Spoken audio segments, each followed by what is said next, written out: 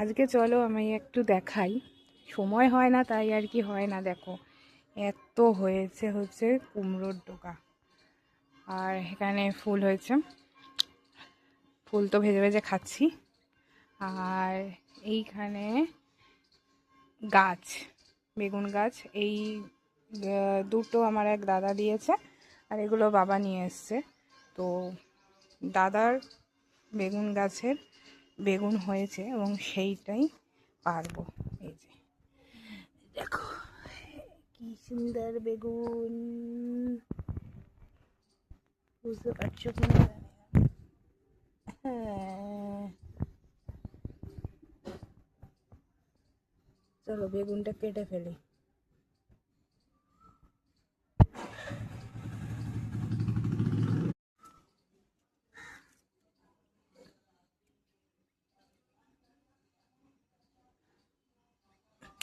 কেটে ফেললাম, তারপরে এইটা কাটলাম,